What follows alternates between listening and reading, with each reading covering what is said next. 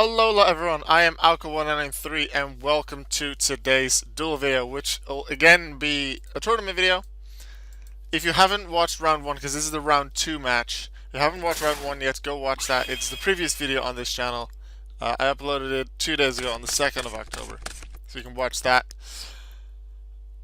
I lost in that match, unfortunately. However, I'm still hoping to win a few times. There'll be 5 matches in total due to the fact that with 6 people we're doing the tournament round robin style.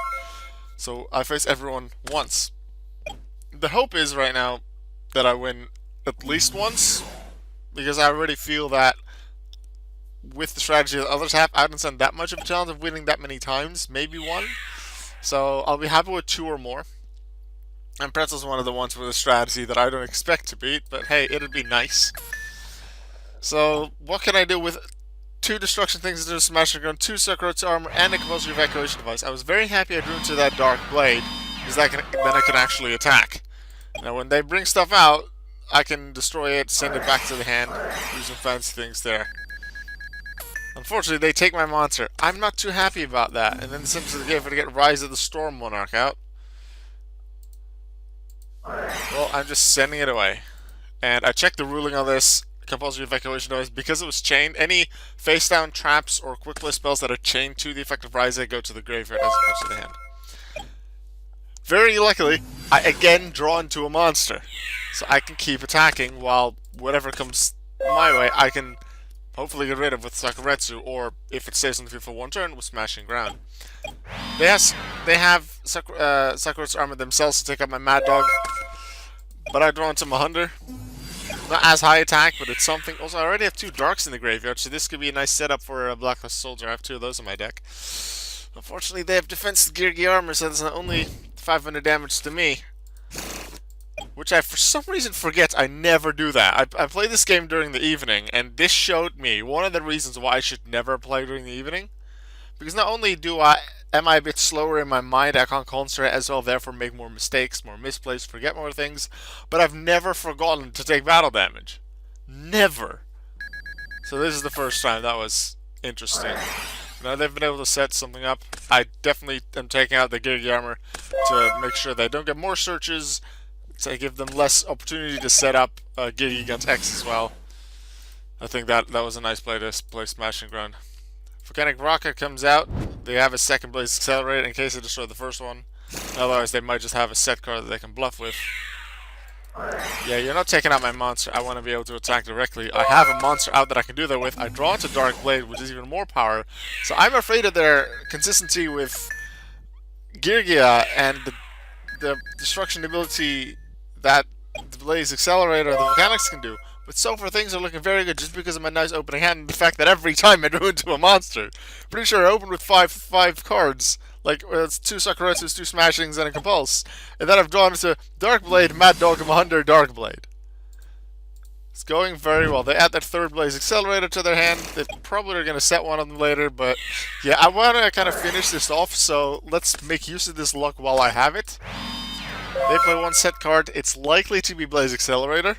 Not certain, but it's pretty likely. I just summon Pahander, and they admit defeat. Game 1 is in. Looking good. I haven't won the match yet, but I would love if I could just win this, get my first win on the board, especially against a deck, against an opponent that I don't expect to win against.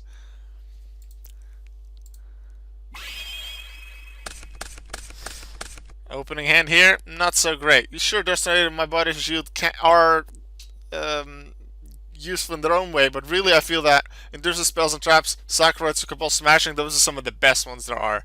Also, Mirage Dragon and Mahunder aren't as strong as Mad Dog and Darkblade were, even though those first 2 were destroyed anyway, so what does it really mean?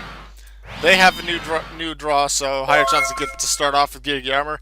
I start with BLS. Last time I didn't draw into it, would have been nice to have it, although I did win, so I guess I don't have much to complain about.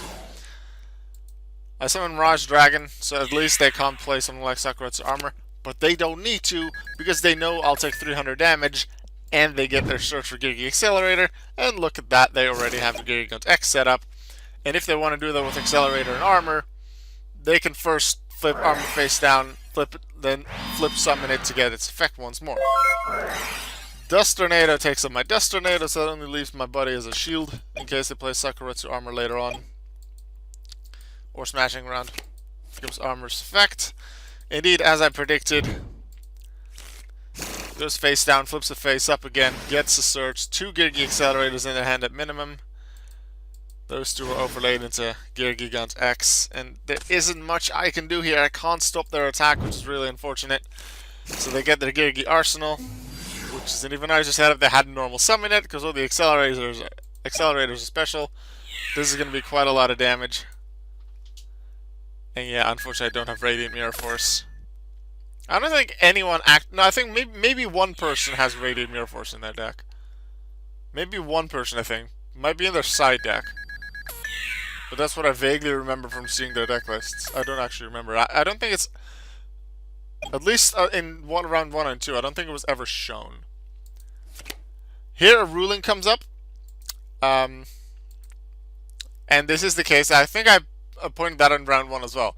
But normally a once per turn effect. If it's not a, you can only use this effect of Gear Armor once per turn. If it's just once per turn, then normally when the card goes face down through Book of Moon, or it leaves the field through Synchro Material, whatever, then if it comes back on the field face up, that effect resets and you can use it again. However, to avoid the continuous use, or at least the very much higher use of their effects, of things like Geargi Armor, Golem Sentry. Does Deslakuda flip itself face down? Not sure. A lot of cards like Geargi Armor, Golem Sentry that flip themselves face down. Those effects do not reset. I was able to find that ruling, and you can trust me on that. Those effects do not reset, so Geargi Armor has to stay in face-up attack position. I have Smashing Ground. Their highest defense is Geargi Armor. Kind of want to get rid of Geargi Gigant X, but Armor does allow for more searches into, let's say, the third Geargi Accelerator to just get another Geargi Gigant X for later. Don't really have much to play with though, so I decide to go with Mahunder. Mahunder through battle can take a Geargi Armor. I was hoping to do that and then Smashing Ground into Geargi Gigant X. Didn't work. Although it might have. My body has a shield. Saves me, although it does cost me 1,500 life points. Smashing Ground takes a Gigant. Unfortunately, where's the darks? Yeah, unfortunately there weren't any great darks. Like, I think one of the other players, I think I faced him in round 5, had a Chaos deck as well. And he added more darks to his deck, Chaos Necromancer, Damage Mage, and DD Scout Plane. I felt that on their own, they're just not good enough. So I decided to play less dark monsters, and maybe Heart of the Underdog with some normal ones to draw into them quicker. Unfortunately, that didn't happen here, and the opponent now has 2 1900 attack monsters, leaves me 100. Luckily, Gaga Cowboy is not in this set. Miracle draw time for the win, but first, Geargi Arsenal's effect summons a Geargi Armor, flips itself face down. Not looking good. Draw! It's Mahunder. It's not even a normal monster to get me something fancy. It's not a Smashing Ground. It's not a Compulse. Not a Sakuretsu, so I just set it. I expect to have lost it already, because I can just attack with Geargi Arsenal, then direct attack with Armor. I'm just doing this to maybe get a bit more information about their deck, about their strategies. This confirms they have a third copy of Geargi Accelerator in their deck. I already knew about the Rocket, but every little bit of information that I can get of something that they may have in their main or even side deck, because they could have sided it in after game 1. That might be useful information to take into the next game. Mahunder goes to the graveyard, and Geargi Armor attacks me directly for game, making it a 1-1 tie. Now, I won the first game, but I feel that was due to quite a bit of luck, with a great starting hand in terms of spells and traps, and then continuously drawing into monsters to be able to keep up the attacking pressure. And then the few cards that they did have great combo pieces to start with, decent ones, but I was always able to interrupt it. So that's how I won game 1. Do I have that luck in game 3, or do they have a nice luck in game 3? They still have most of their volcanic engine that they haven't shown. They've shown that they have 3 Blaze Accelerators. Not sure if those are still in the deck at this point, because they could have cited them out. We've seen 1 volcanic rocket. We haven't seen any of the scatter shots or shells, because those are in their deck as well. This is a pretty nice opening hand. 600, Dark Blade, nicer with higher attack. Also, it's a dark monster in case it joins PLS later. Dust Tornado and Compulsory Evacuation Device. Dust Tornado can take out something like their Sakuretsu Armor.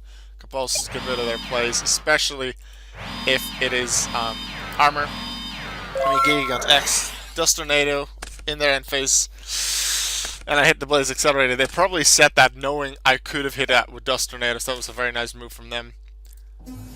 Time to combo up 100, 600. I don't think at any time in this tournament I have been able to do that. Here I just hope let it just not be Giga Armor. And of course it's Giga Armor. So many people open with Giga Armor. I understand the Giga Armor and Arsenal and Accelerate together make some consistency with Giga X. But to have it in your opening hand, the 6 out of 40 with 3 chances is a decent chance, but it's not that high.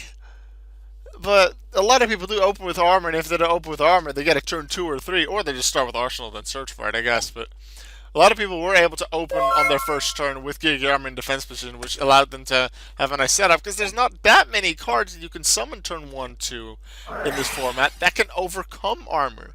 Like something like Compulsory Evacuation Device could send it back to the hand, and once you've attacked into it, you could play something like Smashing Ground. Wait, why didn't I play Smashing Ground? Pause.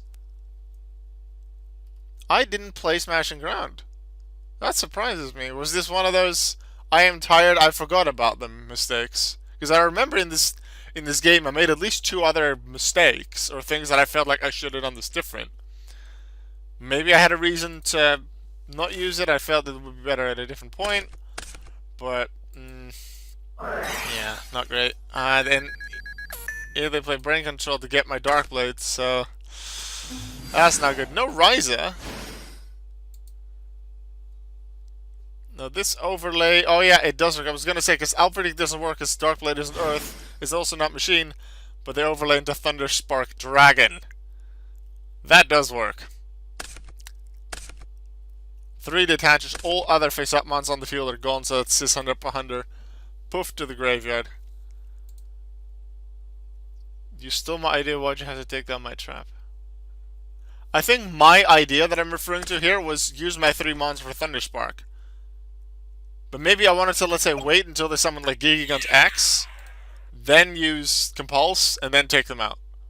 Something like that. That's maybe why I left Smashing Ground in my hand, to make them able to go into Giga X, so that I could immediately get rid of it. So in that sense, keep sort of the field advantage while still having Smashing Ground in my hand. That might have been the idea. I have Smashing Ground. I have freed the Brave Wanderer. And considering I can use Freed now, Smashing Ground can be used in more situations. Freed the Brave Wanderer with its debut, banishing 2 lights from the graveyard, targeting a monster with a higher attack than the face-up Freed, and destroying it since Thunderspark Dragon out of the way, and Freed can attack directly. I don't have that many cards to play with, just Freed and Smashing Ground. Also, no more lights in the graveyard. However, Freed itself is a light, so if it hits the graveyard, once again BLS is live, but it's still just 2 out of the 33 cards in my deck. Then have it. Blaze Accelerator.